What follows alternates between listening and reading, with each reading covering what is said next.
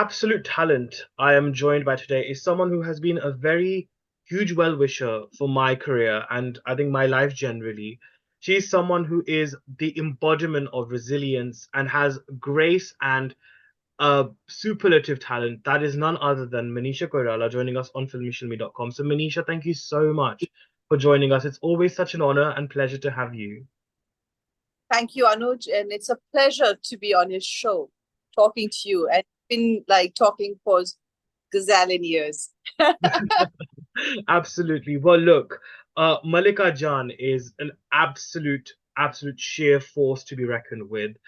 If we look back many years ago, about almost like 27 odd years ago, where you did Khamoshi with Sanjay Leela Bhansali, to now to Mallikajaan, how would you say your ability to heavy-handedly explore such hard characters or the characters that really strive for a life beyond the ordinary. How do you think that emotion has evolved within you as well as a person?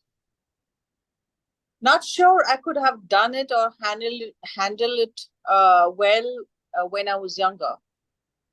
Uh, I think with age and maturity, there are some benefits.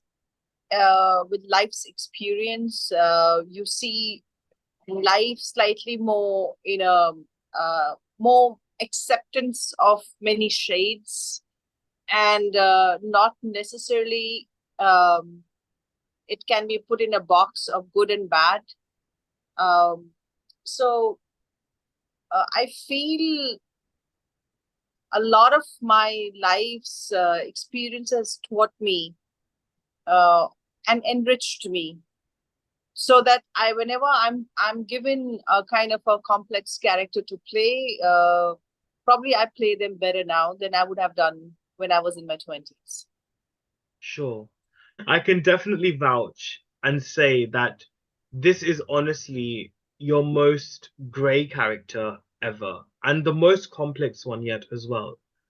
But Manisha, ma'am, for you as an actor to really sort of decompartmentalize and unlayer these layered characters, what would you say was your mind space before you started the role? And how did you go about doing such a very complex process through playing such a abstract character as well? So basically, I'll tell you the process of this, um, trying to uh, do justice to Mallikajaan, to portray her as much as I could. Um, the thing was, first of all, when I read the script, I read the script a couple of times before I came down to Mumbai. I was in Kathmandu, and this whole narration back and forth was happening with Sanjay's office, with his assistants and people working on the script. And I think we read the script a couple of times, and I was trying to understand what Mallikajaan is. From that time till probably till very end, I was discovering Mallikajaan. It was not as if I had completely understood what she was or what she is. All I knew was, as I went along, you know, there as an actor, we have to. I mean, when we're given a character like this, as complex and layered character like this, I think it's so necessary to go through the mind frame to her inner dialogues, her conscious and unconscious. And first of all, before I begin with this, I have to say, Anuj, I'm very shy to talk about it before I see what I have done. And I'm hugely critical. So as I'm telling you this, the conversation with my head is, I just hope I've delivered. I just hope, because when I was acting in this, there were many processes I went through, and so many times we try to do this and we try to do that, but it's not really visible at the end of the day, for many reasons. So I hope that's not the case. Let me Definitely not. Trust me, definitely not. uh, let me tell you my insecurities. Um, Anyways, so um, the thing is, um, her mind, her conscious mind, her unconscious mind, the kind of scarred childhood that she's had, the kind of fear probably she's lived with, the kind of hatred that she's lived with. Yeah. Basically, well, is very scarred and at very young age, So, so it's like what kind of a person could be. I mean, I'm always comprehending and all that, and of course, externally the diction was something that I had to really work on, and I had a fabulous diction coach that Sanjay gave it to me, and she has done a couple of movies with Sanjay before. For me, I met her for the first time, Muniraji, and she is a cat. She her background is she's a professor, and Mm. she's very good with Urdu. Also, she reads a lot, and when this project came to her as an extra knowledge, she had read a lot on Tawaif's life. Mm. So we discuss a lot, and um, I used to. She lives nearby, so I would pick her up and I would drop her back and run through my dialogues. And I knew, uh, for me, my language. If I could get hold of my language, I'll carry my 50% of my acting's this thing job. Mm.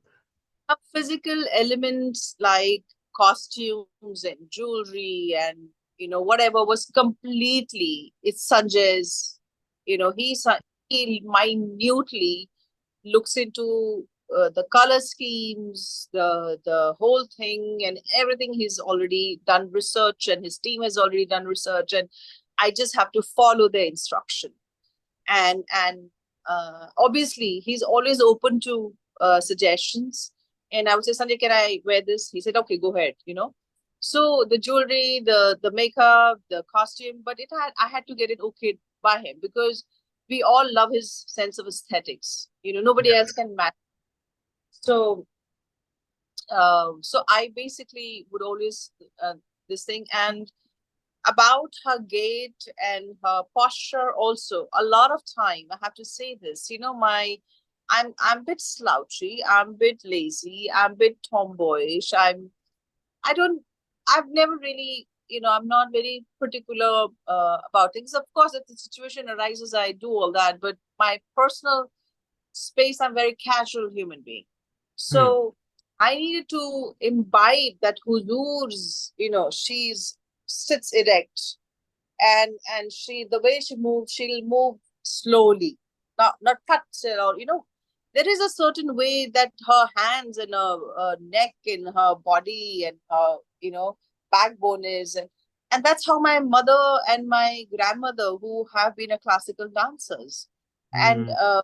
you know, I've grown up in that environment. So most of the classical singers and dancers and they have certain gait. So I kind of picked here and there. And Sitara Devi, she used to come home. This Oh, house to come home because wow. my mother learned Kathak from you know childhood. My grandmother was a Bharatnatyam dancer. So and Sitara Bua has come to this house, and she was very old. And I remember she's sitting in the chair, and she basically danced with her hands and her face and her expressions, and all that. And I just basically wanted to bring little bit of my life's experience of classical dance and music into Mallikajaan because that must be her environment. Right. So and I think somewhere Sanjay had mentioned watch Noor Jahan. Mm. So I Googled and I started watching. And there was also some sort of sometimes I would listen to the music of Noor Jahan and Abida Begum and all those little bit, somewhere at back could be lurking on those things. Um, Other than that, the basically Mallikajaan for me, mentally, emotional. I had certain mental graph, emotional graph, and then her physical appearance and her language and the way she would dress up. She had immaculate aesthetic sense. Of course, that's Sanjay's.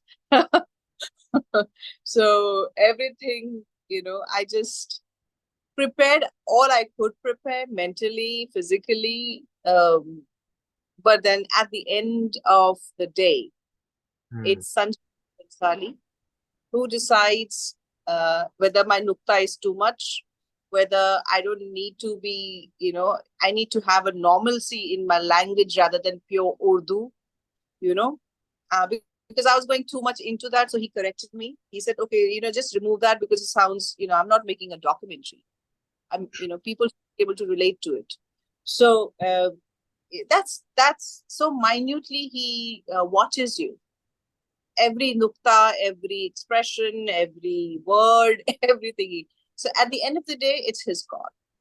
And Hmm. and so I mean, there were times I was, sitting like slightly elegantly, and he said, why don't you bring in this gait of, sitting like that because she is like, so he basically always uh, was there to guide us, all his actors, you know. Oh my gosh, this is so beautiful to hear. Honestly, I could literally just envision as you were describing the process. I could just in my mind just envision how the dynamics would have been on sets, and I think it's so beautiful, especially when it comes to the references that you pointed out. There's been times when I watched the series, and for example, when the first time when you meet Tajdar, the way you look at him and you talk to him, or even the scene where you're rebuking your daughter that's played by Shamin, there is the slight reference to absolute legendary actresses like Nargis ji and Rekha ji. Even the way you pronounce the word Ru, and you said that to her, I felt that as if Rekha ji was talking at one point. And then also when you spoke with Tajdar, I felt as if that was Nuktan ji. I don't know where this came from. I mean, tell me, were these actual reference points for you when you were preparing as well? Because it just jumped out at me. I have to say this. I'm not sure if my friend would want to be named, but she's a very well-known actor and a director, and she's been my closest thick friend. And she came for the premiere, and 2 episodes were seen, and she said, "Manisha ji, Manisha, did Rekha ji dub for you?"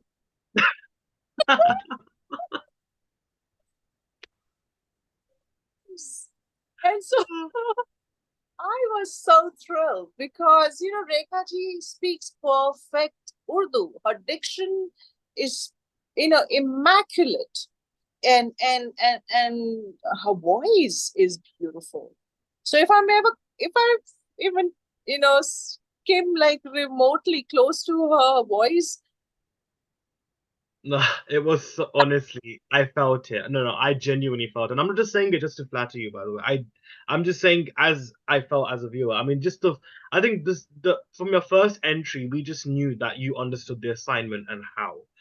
So it's wonderful. But when it comes to opulence and slight stunning visual aesthetics and the makeup, the hair, what psychological impact does it have on you? And how easy is it for you as an actor not to get swayed by those things? Because that distraction could easily then impact your craft as an actor. How tough was it for you to be focused in such a, big canvas of a project as well?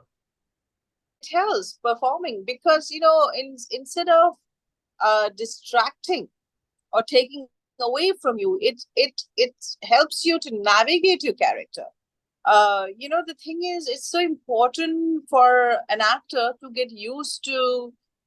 I mean, I think so, but I don't believe that everybody has to follow the rules. But what I love to do, like what I did for this project, was I went on the set a day earlier, spent a couple of time to see the room or the environment that Mallikajaan lived and ruled. So I knew, I mean, I was enamored, I was in awe. I mean, I was completely in awe of what I saw. This was like, it took my breath away. It was Hmm. so beautiful. And so and I started looking, and in the first time when I did that, I was looking, staring at the ceiling. Who designs the ceiling? I haven't worked on a set where the ceiling was so beautiful. Hmm. So this was like every nook and corner was beautiful. I mean, I would really be, I say, wow, this is great. This is a great furniture. And I love, I love doing up homes. So it's my passion. And there I was like, wow, what a carpet. Wow, what a chandelier. So my eyes was going all that. But once after hours, once that was done, then the focus came in. Okay, now this is the place where I'm playing Mallikajaan, and she owns all this. She Hmm. has put this, and she has chosen. So she basically uh the initial awe of the set I had to get rid of to get used to the fact that this is the world Mallikajaan lives in. Absolutely. Exactly. And there's been so much opinions about it as well when the first look came out, when the trailer came out. I think there was also, I think even for me, a little bit, I was a bit apprehensive and a bit worried as to seeing to what extent will it actually glorify, because the thing is courtesan lives were not easy at all. They suffered a lot. And I think having seen the series, it definitely does address the really harsh aspects and the serious, intense aspects. But as apprehensive I was as a viewer, were you ever apprehensive as an actor whether you'll be able to even carry out the very brutal aspects of Malika Jan, or perhaps the sort of backgrounds that the topics that the series covers as well? So honestly speaking, I am a nervous actor. I am an actor, even though I've done many films and worked with the best of directors and best of co-actors and all that. But um, before every scene, I'm nervous and I'm trying to do my 100 and 200%. So when something like this came my way, no matter how well prepared I was, I was nervous, and you know um, that whole thing of, am I doing it right? Am I portraying it correctly? Will Have I got the graph right? Till date, Anuj, for that matter, till I don't see it, even after I see it, the thing is, I should have done this better here. Or shucks, I'm this process of questioning and looking at things and thinking I could have done this better will never stop for me. Hmm. And I mean, forget about being completely sure before the shot. Impossible, you know. So I'm slightly nervous, and I just hope that I get it right. And I'm Hmm. always looking at my director and the DOP and figuring out. And I trouble my people around me, and I said, did I do right? Was I okay? Did that really work? I go and but when you have a director like Sanjay, I don't need to look anywhere else but at him. And if he's happy, I know he's never gonna come. So True. Yes, and I think when the biggest signature that I've seen of Bhansali's films, I wouldn't say the biggest, but perhaps an undercurrent that's in his films, is that beseeching of a higher power. I remember when we caught up in London when you were here, we sort of spoke about that whole idea of speaking to God, and where there's certain sequences where that actually happens.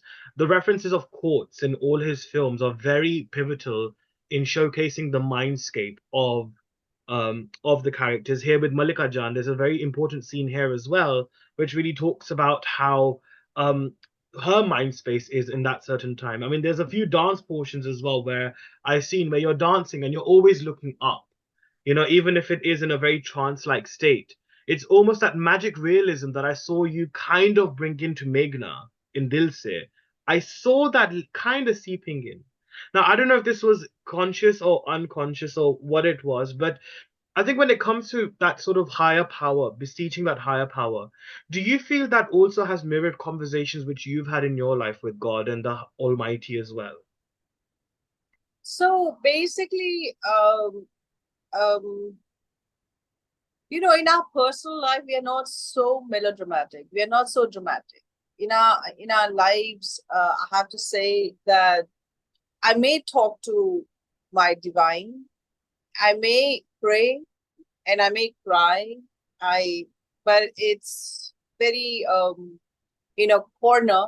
I will not be going dancing, and I will not be why God, why like that. I will not be doing, you know. But this is I'm playing uh, uh, Mallikajaan, and this is that whole environment was set, and that whole music begins, and in that music you feel like getting up and dancing, and you want to dance and talk and address to the divine, and be absolutely unapologetic about whatever you're doing. It's soulful, it's Sufi, it's one of those, it's very close to death. She talks about liberation after death. The wife only get liberated after death, not before. And it's one of those philosophical, transcendental state that she's in. She's Mm, not in control. But you're mm, right.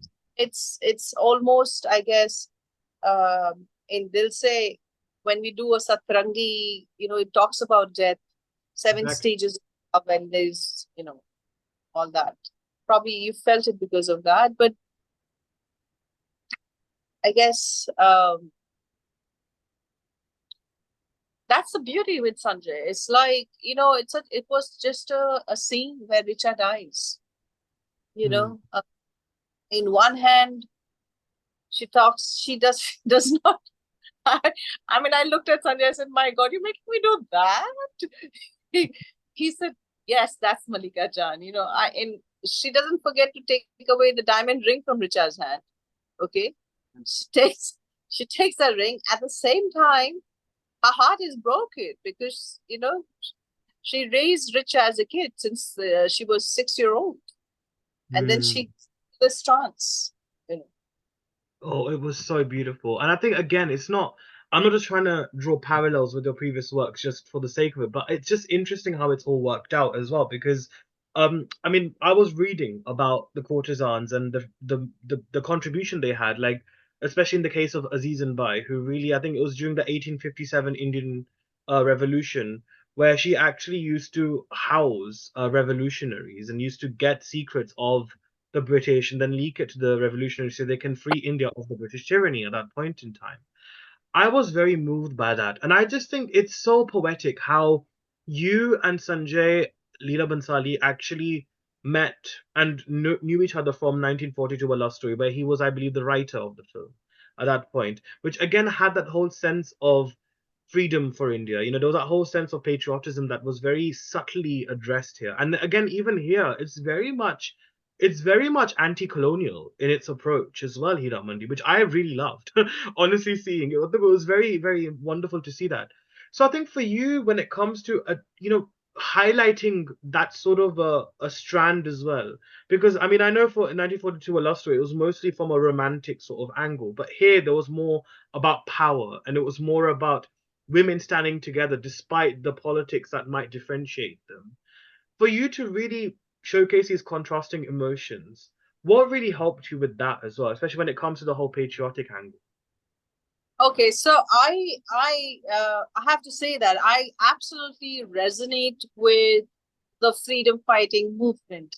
You see, my grandfather was involved in India's freedom fight, and he was behind bars for, though he was a Nepali and he was studying in India, but he participated and he was behind bars for a long period of time. That's where he became friends with Jai Prakash Narayan, and later on with Nehruji, and a whole, all that.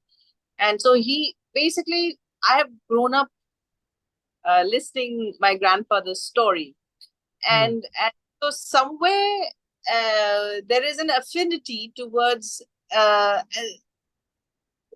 the the the zeal for freedom, to and the fight against the injustice and to do the right thing. That's somewhere in my blood, I feel, Yeah. because I've loved those stories. So I get moved by it. I really, really get moved by it. And so when 1942 was offered also, and I absolutely loved it. The backdrop of the freedom fight is a love story, buddy. I love that contrast, anyways, about storytelling. But also, it's a quit India movement. It's freedom fighting, and so that gives me extra push in the project if done well. And I like right now I'm talking to you, I can feel it, you know, um, because uh, my environment was that my growing up years, I've been listening to these stories. I mean, all the great freedom fighters and all that. My grandfather's friend, and my dad used to tell me what all, and those days. So it's very close to my heart. Let's put it across like that. And when in this Heera Mandi, when this angle came about, and I thought this is so beautiful. It's about courtesans and all that, and their dramas and their insecurities and their traumas and everything. But when it came to a country, they all stood together. And I don't want to be a spoiler and say too much about it, but I felt there was, how much in real life they have actually contributed Mm. for the fight, and they're not only just dance girls and just culture and art, but they had brains. They were politically involved, Mm.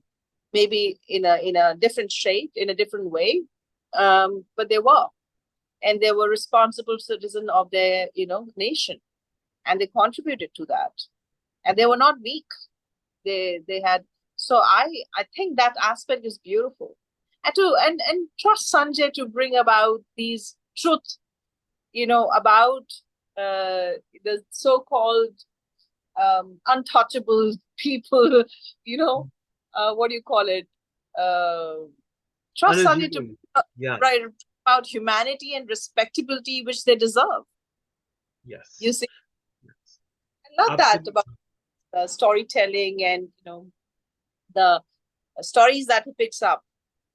Yeah, 100%. It's like this is what I feel Heeramandi is. It's essentially a culmination of his works, But at the same time, I mean, like for example, this whole fight for freedom movement, it's almost like when we in Padmavat, when we saw the Rani Padmavati and the entire Chittor kingdom women fighting back, and obviously, unfortunately, they had to commit Johar at that point in time to fight back, and that was their solution. So I think it's wonderful how he's done all of that as well, and I think it's very beautiful. I definitely do It's enjoy watching. wonderful. I think I love what Sanjay does is he brings in the element in the society where people don't know, or they don't talk too much, or has not come in light, but they're truth and the facts of the society. Yeah, 100%, absolutely. Underdog story he tells. Underdog. That's exactly it. The underdog story, and it's with such opulence as well. It's beautiful. For a while, I've heard these conversations about seeing stories of checkered characters played by women. I think a few films have really succeeded in doing that. A few have tried to, but unfortunately have not been able to. But I think this really does that. There's no whitewashing of Mallikajaan, and I think that was the beautiful thing that I found about it. There's definitely no whitewashing. There's not one point where you actually empathize with her at all in the series. You just feel this sense of like, yaar, iski problem kya hai? I see. So there's that sort of emotion as well. So I think, Manisha, I think in today's landscape where we're having conversations about women empowerment, feminism, and the whole spiel, what do you think uh, a series like this can really prove when it comes to the presentation of grey characters, unsensitized grey characters as well? So, what really is important to me is as an actor and at this stage in my career, not when I was younger and playing the heroine. I guess I had to do what I had to do back then. Um, but now I feel I can do a negative character. I can do a gray character, and as long as it's a wholesome in the sense, enough justification has been played uh, um in her life, in this character's life, for her to be the way she is. For me, that the background story matters the most, because if it's justified, I mean, I my personal belief is every human being is born good. Okay, but that's not the case, right? We see so many evil happening, we see so many wrong people, we see so many hurt people, so many angry people, and blah blah blah blah blah. So, but if you really peel the layers and you figure out, oh, that person has gone through that pain, or this person has gone through that pain, and this humiliation, so then you kind of resonate. Oh, this could be because of this. This is how we understand, and this is how I understand the characters. I try and figure out, why is Mallikajaan so what? She's mad, she at her whims and fancies, she just does whatever, and has no value for human life and people who uh, are scared of her because she does all this weird stuff. So, but for me to play it convincingly and not do a caricature and just be the evil thing and whatever, I literally had to figure out why she became the way she became. And what are her reasoning to be so cold? What could be the reason? So that's that, the whole to play a scarred person, completely, devoid of uh, empathy and compassion to people that she wants to destroy. I had to figure out reason to play it convincing. Sure. And also, I have to bring in the whole theme of loss of innocence here, because I feel like, again, with Bhansali's works, that has always been a very strong theme, and perhaps one which I also very strongly relate with it because of life and experiences that I've gone through. But I think for you as well, because obviously you've gone through and battled a very horrible disease, and it's been not been easy for you at all. But I think when it comes to that loss of innocence, and because you were talking about you being able to portray this character now in your life, do you think that's also probably because you, in a way, because when you go through cancer, it's a way you are losing your innocence, you're losing that sense of what you thought was life but isn't life, and you're sort of in a way crashed with reality. Do you think that's what also helped you to bring out that essence more as well? So I tell you, yes and no. I think with life's experiences, and not necessarily through cancer, but when you mature up, when you see you have bird's eye view rather than a worm's eye view, when you see life in totality, that you're born and you're not 20, you have this much, but when you are 50, you have this much experience. So you widen all that. Then probably what you do is you are more acceptance of how the people are and the world is. When you're young, you are a revolutionary, you are a rebel, you want to, you're figuring out who you want to be, and you have this big dream, and you think this life is endless and this world is endless. And when you're 50, the same person, you realize, no, this is what life is. And I've lived most of my life. Now I have only a few more years, or maybe 1 or 2 decades more to go, and I have to say goodbye. So then you realize that, oh, in that whole experience, there were so many layers, so many people, so many incidences, so much I've seen. And you basically, your mind, your worldview, your heart, it opens up, and you Right. see vastness in that. You don't see vastness in that life goes endless. No, what I mean, maybe life goes endless, but I won't be endless.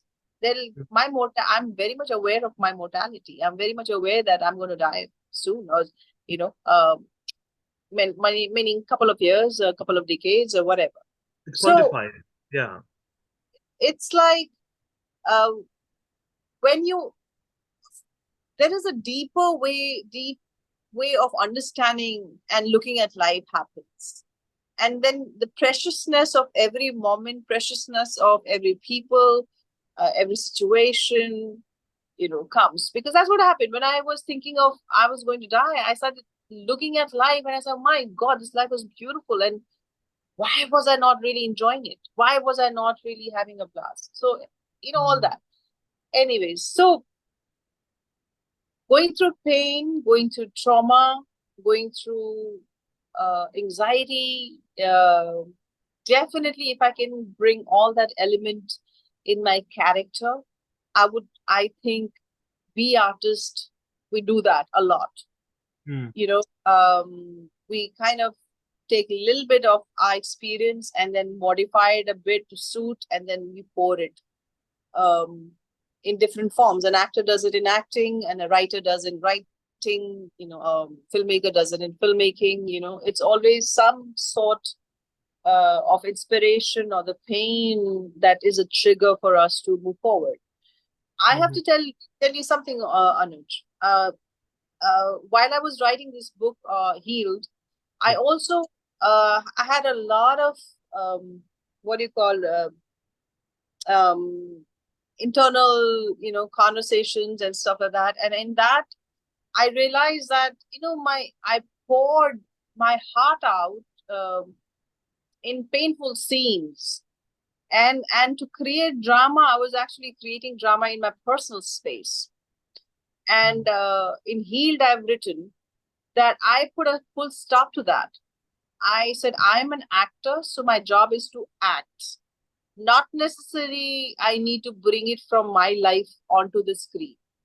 And I'll be totally damaged person if I do that, and I was young, so I could probably get away with it. But I need to preserve myself now. Mm. And so my personal space, I will try to be as peaceful as I can and keep it all together and solid. And then when I go and become an actor and play a different kind of a woman who's scarred as Mallikajaan, or a woman who's completely lost it, I don't have to, you know, actually go through personal life trauma. Right. Yeah, so it's almost like as if like you've put up a bit of a barrier to separate the two, right? Because otherwise it can consume you, isn't it? Like that's one thing that I've heard. I mean, so if we look at Heath Ledger's story, right? I mean, the amount of dedication he had given for that character, and at the end, unfortunately, we know what happened at the end. And I think with Heath Ledger from Dark Knight, the Joker. Oh yeah, see, I mean, it consumed him. Hmm. And honestly speaking, Mallikajaan did consume me to a great deal. Even after I tried desperately many, many, many things. I went for a trek with my friends to Switzerland to disconnect. I, went to Nepal. I started focusing on renovating my home and blah blah blah. I did many, many, many, many things. But it does consume you when you play a dark character. It does. No, absolutely no. And thank you so much for sharing that. I think it's so valuable to everyone watching as well, is to understand the process that an actor really goes through.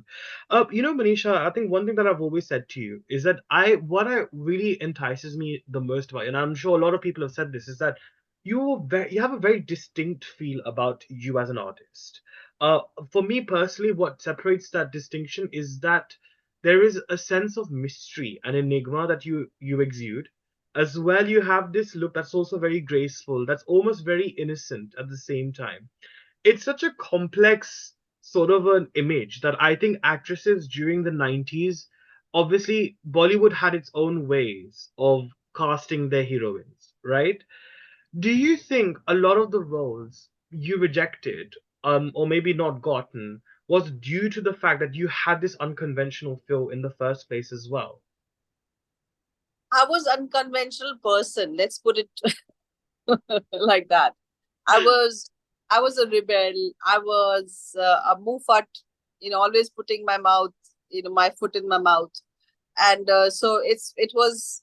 Uh, I think I lost out few project. I'm sure I must have. I remember one. I can share this with you. When I finished Akele Hum Akele Tum, Baba Azmin and Mansoor Khan, we were finishing. That was the last day of the shoot, and we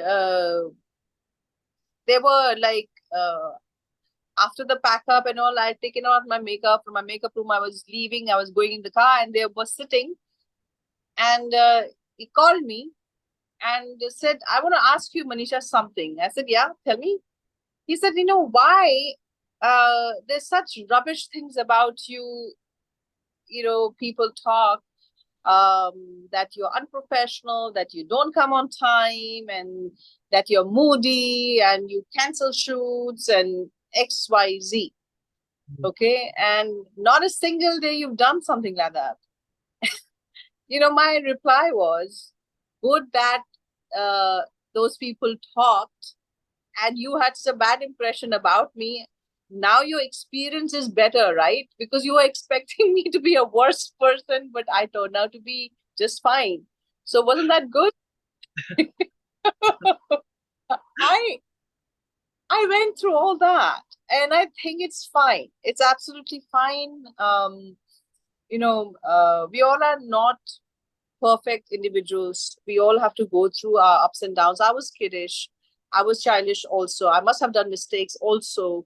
Um, and the, and people do kind of um, feel bad about what they've lost and what they did. I also had sometimes, I have rejected some really good projects out of my own silly insecurities, and sometimes not having dates, or sometimes not understanding the project. But I mean, चलता है यार, करते हैं हम लोग mistake, क्या करें?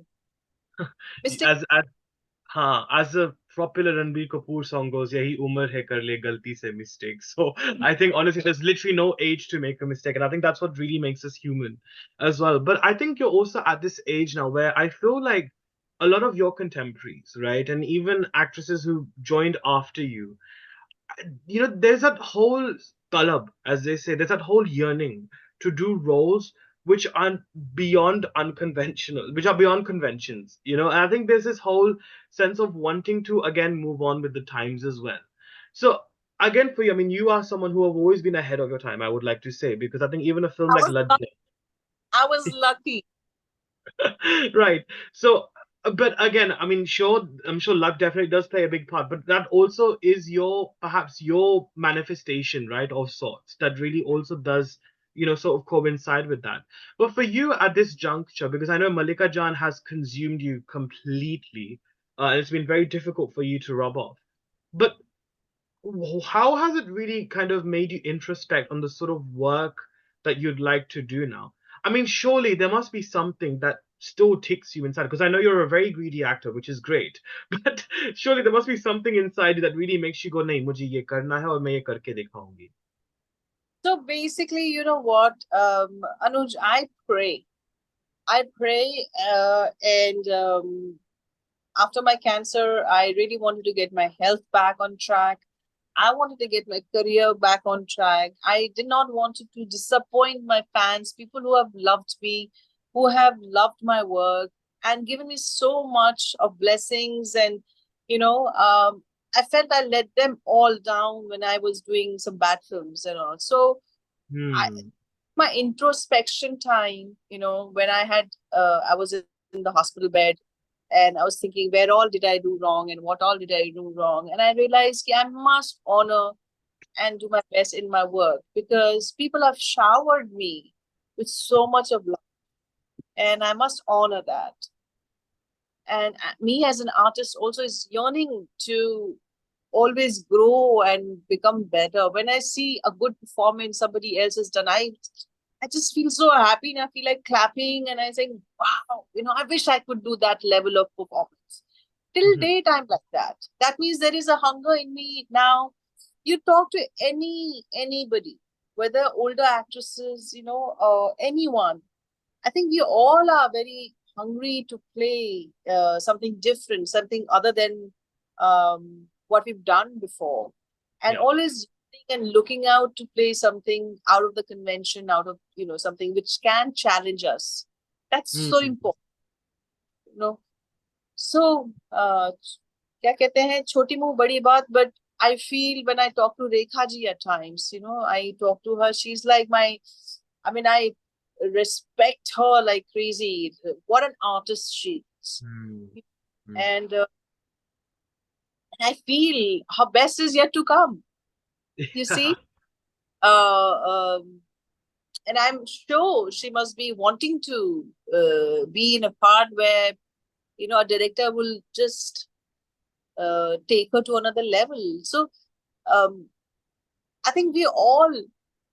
I'm friends with Deepthi. I'm friends with so many, ladies in the same field, and we all are always yearning to get challenged and Mm. and to go beyond our own boundaries and explore.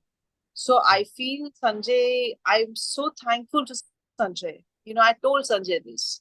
That thank you, Sanjay. At 53, you gave me Mallikajaan. Wow. Um, Not too many people get this kind of a role. And to me, what really mattered was as an artist, I could put in my 200%. And as an artist, I was always nervous and thinking, have I done it? That um, you're giving it all because you love it so much.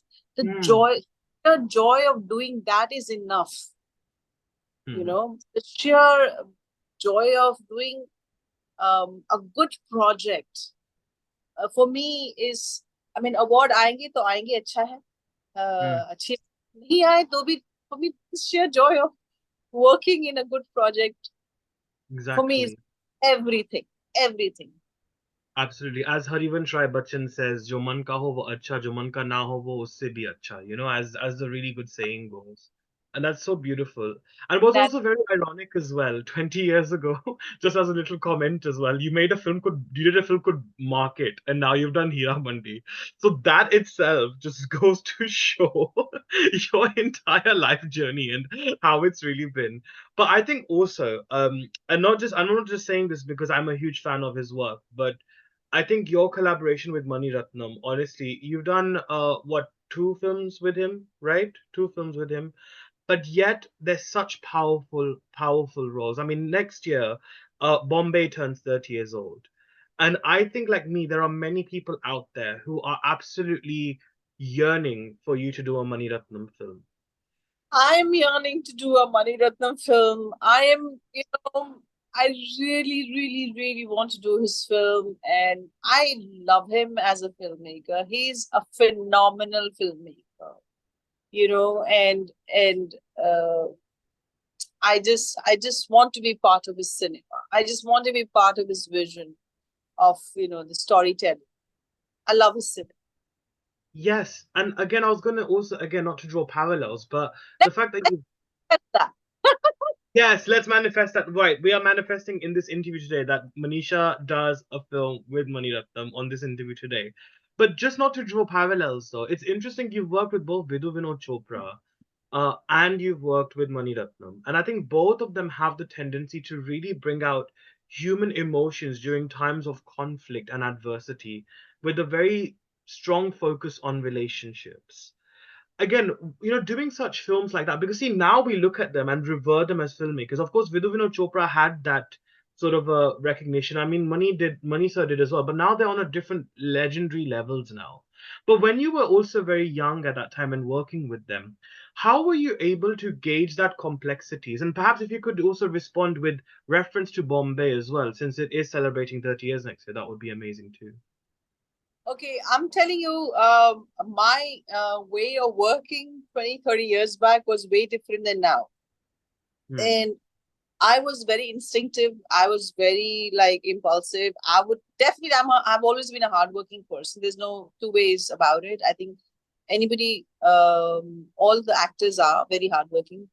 Um, but I was following Mani sir to the T, and I had not applied my any kind of research. I had not done any kind of thinking too much about it, and oh, this is a scene, and this is the character. She's an innocent girl. She's an innocent girl from the village, where village also she's, a product of very conservative environment where she's like dar dar ke kuch bhi bolti hai, or very protective family and all that.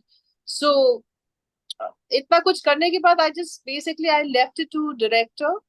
I didn't put my brain any this thing. I just followed him. And Mm. as far as 42 is concerned, of course, gave little bit of the character sketch. But Rajo was very simple. She was very innocent, simple, Yeah. and walks into her life and all dream and all that. So I think both the characters, there was no research or no rehearsals in the sense. Of course, there was rehearsal, but on my own, I didn't do any preparation. Right. Right. It's wonderful how you've done that. But one thing that I would love to see as well. I mean, forgive me. I mean, I'm not very well versed, but I would love to see more content actually emerge in Nepali as well. I mean, I think the film industry, I think there is also doing very well. There's been so many films that have actually even represented the country at the Oscars as well. Kabaddi 4, sorry, that also did quite well recently too. So there's so many amazing growth that's happening there. How do you hope to perhaps use the superstardom that you have and the absolute amazing reputation and love that you have there? Because so many Nepali friends of mine, I always just say, "Oh yeah, I know Manisha Koirala." They're like, "Oh yeah, you know Manisha Koirala." They have that sense of awe when they hear your name. So how do you hope to perhaps maybe use that superstardom that you have and then maybe also translate it back home and perhaps also as a way to really strengthen the India Nepal ties because we really are strong together, and I absolutely love that. Absolutely. I think it's such a great coincidence, and it's just the fact that I'm a uh, uh, Nepali person and an Indian actor, and it's beautiful. I think it speaks volume by itself, and the kind of love and affection I have been given in India, and there's never been any kind of a disparity or any kind of a all that. So I feel very lucky. I feel blessed that I'm loved in Nepal as well as in India, and I hope to carry that love with responsibility. And I hope that the thing is, we human beings we come and go, but the neighbors will, the borders and the neighbors will always be there for eternity. Mm, So I really pray that the friendship between India and Nepal will always be beautiful and lovely and respectful and great. And art is a great binder. I think the art is something. um, Nepalese art is coming to India, Indian art is going to Nepal, or globally for that matter. I think art, cinema are great binders in the world globally. mm, See, so many great performers are playing in Bollywood. So many great performers are playing in Hollywood. So it's like art, culture are great binders, I think. exactly, And and we have it shared. as far as Nepali cinema doing well, I'm extremely proud. The thing is, uh, in last decade or so, I see shot up in terms of course, the commercially also you took this name of kabaddi. Kabaddi. It did very well, but in terms of art and creativity also, I feel there is a lot of growth. There's a lot of uh, world class people are doing things in Nepal. Halaki, I have to be very honest, I'm not that well versed with it because my work is here, so I spend more time here. But I'm hoping to be spending time more in Nepal, and I'm hoping something should come up, and I should also get involved in work there. But let's see. I mean, Mm. I really don't know, but it's my wishful thinking. Oh, wonderful. Well, I hope that happens as well soon. I'm really looking forward to it. On a final note, Manisha, Heera Mandi has definitely been a big milestone, I think, in your career, as much as it has been for Bhansali himself, as well as the sort of representation of checkered female characters, as I mentioned as well. But I think going forward now, what will be your mind space, whether it comes to life, whether it comes to work? What do you think will keep you going? Anuj, as far as next, I really have no clue. I'm blank. All I know is I'm going to be focused on during Heeramandi I put on weight, and also I was too consumed by the character. So I think now I want to completely focus on my health and get back my shape and get back my complete healthy routine of 8 to 9 hours sleep, my workouts, my walks, eating nutrition, this thing, and getting basically getting back to my very healthy lifestyle.